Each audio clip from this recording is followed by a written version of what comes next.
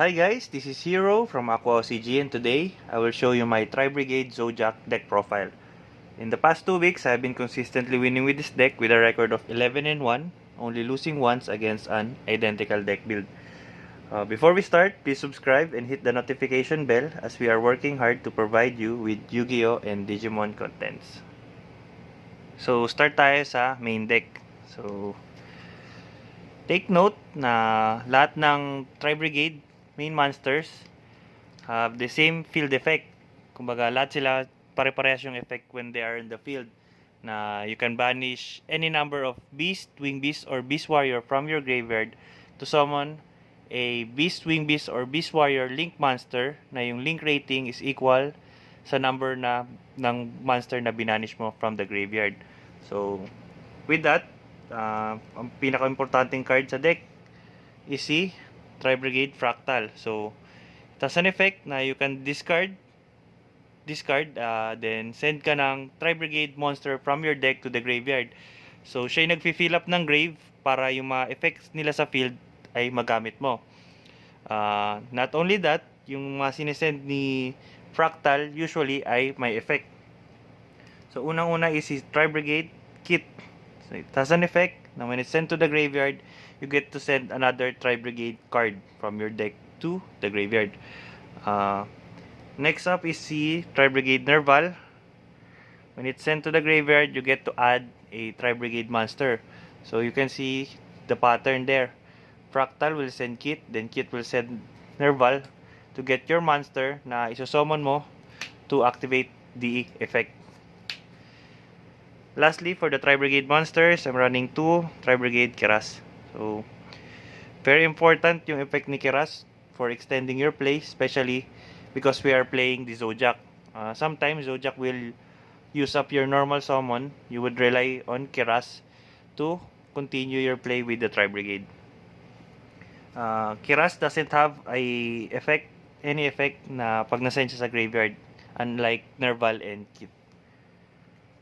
Sa Zoodiac naman, we're running the 1 Whiptail, the 1 Ram, and then the 1 Ratpier. Among the 3, Ratpier is the most important because it opens up not just the Xyz play but the Link play. Because you can send any of these two, then you can start playing your Laika. So you can link summon Fairy Jet and so on. For the hand traps, I'm running triple Maxi.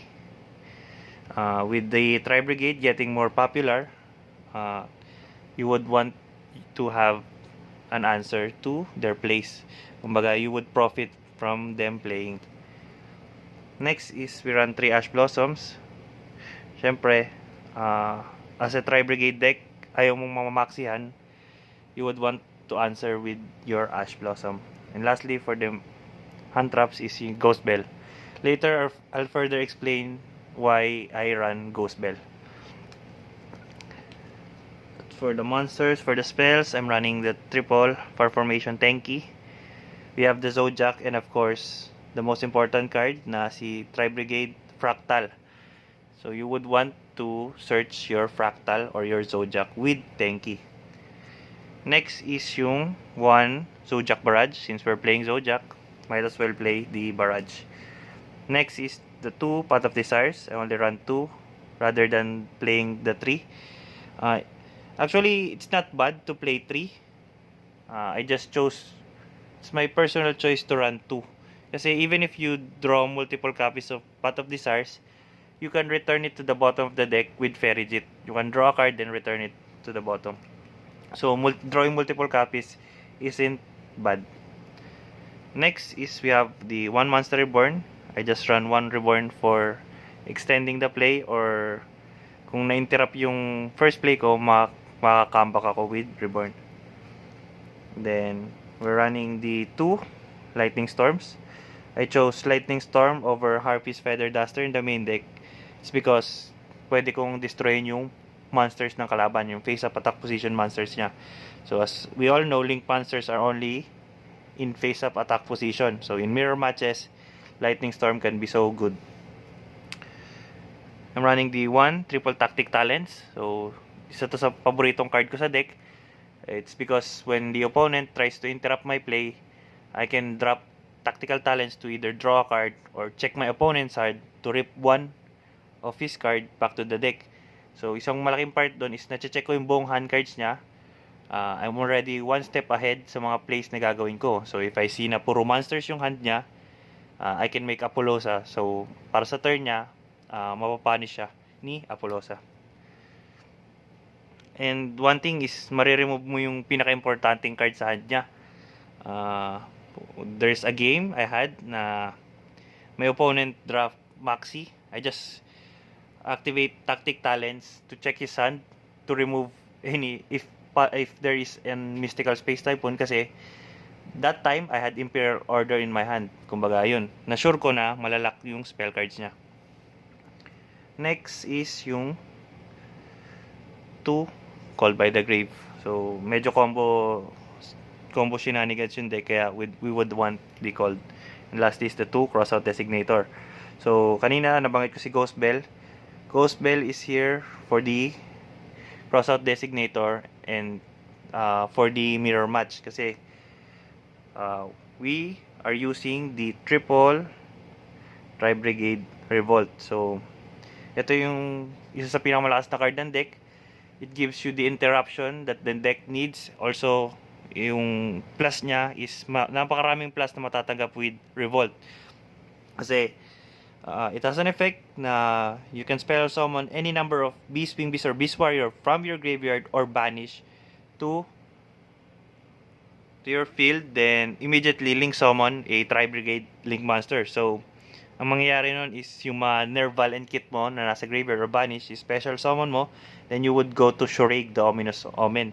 So, matitrigger ngayon yung grave effects ni Nerval and Kit to dump and then search. Then you have an interruption with Shuraig. That's why we're using Ghost Bell to counter this card. And syempre, para ma-resolve ko rin when I'm using Crossout Designator against Ghost Bell. Next is I'm running the 2 Infinite Impermanence. I'm thinking of adding one more, pero in-explore ko paano yung mga pwedeng changes kong gawin. And lastly is I'm running the 1 Imperial Order, kasi nga medyo malakas yung matchup ng Sky Striker against this deck, kasi nga they have the Widow Anchor. Kaya I opted to main deck the Imperial Order. And that's it for the main deck. For the extra deck, we have the double Shuraig, the Ominous Omen. Nabanggit ko na siya kanina. May effect siya na pag na-link summon siya or may na-special summon na Beast, Wing Beast, or Beast Warriors sa field mo, you get to banish one card sa opponent. So, yung banish niya is non-targeting, kaya napakagandang removal. May effect din siya pag na-send siya to the graveyard na mag-add ka ng Beast, Wing Beast, or Beast Warrior na yung level is equal to the number of banished Beast, Wing Beast, or Beast Warrior. So, kung matanggal man siya, you get to search. Mare-replace mo yung sarili niya. Next, I'm running the 1 Rugal, the Silver Sheller. So, it has an effect na during the opponent's turn, you get to spell summon 1 level 4 lower Beast, Wing Beast, or Beast Warrior from hand or graveyard. Then, sa end phase, babalik yun sa hand. Kumbaga, its main purpose is to recycle back your Beast, Wing Beast, or Beast Warrior para next turn, you have another set of plays. Also, pag nasend siya sa graveyard, decrease yung attack ng lahat ng monster ng kalaban by 300 for every Beast, Wing Beast, or Beast Warrior na currently on the field. Next is si Beer Bloom, the Solid Assault. So, siya yung searcher ng Revolt. It has an effect na when this card is sent to the graveyard, you get to add a Tri-Brigade spell or trap, then put one of your hand card to the bottom of the deck. So, basically, searcher nga ng Revolt. Hindi ko never ko pang nagamit, actually, yung discard 2, then special summon ng level 4 or lower, Beast, Wing Beast, or Beast Warrior from the banish. Kasi nga, masyado kong binavalue yung resources. Next is si Ferrijit. Si Ferrijit, 50-50 card siya. It can be good in certain scenarios, but sometimes it's just there for being a link 2. Pero if used properly, napakalakas ni Ferrijit. Example ko niyan is you open with the Tri-Brigade, you can go to Ferrijit, then special summon your Zoodiac. lalong may extend yung plays mo and possibly an OTK. Pwede kong I don't think na na-record in video ko yung OTK with Ferijet, pero I'll check siguro. Pwede nyo panoorin yung mga previous video ko, yung mga gameplays ko with Tri-Brigade. You can see how I managed to use Ferijet naman.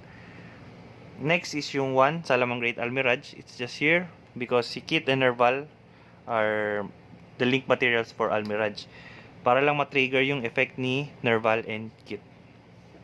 Next, si Ancient Warrior Double Dragon. So, siya yung link to interruption nung deck, kasi sobrang dali nga naman mag-summon ng link to dito. May effect siya na send ka ng face-up card.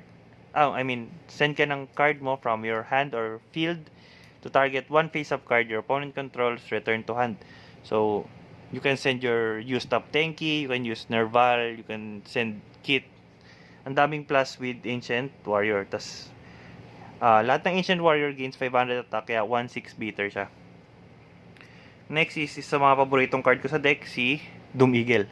So, with yung Doom Eagle, may effect siya na it gains 2,400 attack pag walang monster sa graveyard yung kalaban. May isa pa siyang effect na once per turn, quick effect, you can return one monster from your opponent's graveyard back to the deck. Paano ko ba na-utilize si Doom Eagle? Bakit ba paborito ko siya? Against mirror match, sometimes di nila napapansin na they only have 4 valid targets para buhayin ng Revolt. That way, when I have the Fractal effect, send Kit, send Nerval will search, normal summon a Tri-Brigade, then hinayaan lang nila, I would banish 3, then if not negated, siya yung sinusummon ko. That way, pag di nila napansin na yung Revolt nila is makukulangan ng valid targets, magiging useful para sa akin si Doom Eagle, kasi that way gagawa ko ng play to force out the Revolt. When they chain Revolt, I'll chain Doom Eagle para ibalik yung isa sa mga Beastwing Beast or Beast Warrior nila back to the deck. Ending nun, kukulangin yung material nila to summon Shureg. And that way, hindi naman makaka-interrupt sa play mo si Rugal or si Ferijet or si Bearbloom. Kaya, mapipitas mo na isa-isa by link summoning up to access code. Another use ko sa kanya is when I played against Sky Striker, binabalik ko yung Ray, tapos babanatan ko na yung Link Monster para walang balik. Pero yung maraming wins na nabigay sa kanya, sa akin, siya is when I am playing against Eldritch. Kasi nga, limited naman yung monsters ng Eldritch na sa graveyard. Usually si Golden Lord binabalik ko para boosted siya na 4/8 to attack. Isa pang naging play ko is my opponent has a Golden Lord in the grave and then yung Golden Lord nga sa field. Ginawa ko is binalik ko yung Golden Lord niya sa grave para 4/8 to, and then si Shureg binanish yung nasa field. Yun, it was enough to attack for game. So mostly sa Eldritch ko talaga siya ginagamit kasi malaking beater. Tas yun, ang role niya is to go to Apollosa and access code syempre. And speaking of is the one Apollosa and then the access code talker. Syempre, we're playing the Zoodiac sa Xyz. We're playing the Dransha. Shoutout to Jason Pernia for lending me the secret. Then, yung 1 Chaka 9, 1 Tiger Mortar, 1 Borbo, and one of the reasons why I chose to play Zoodiac is because of Zeus.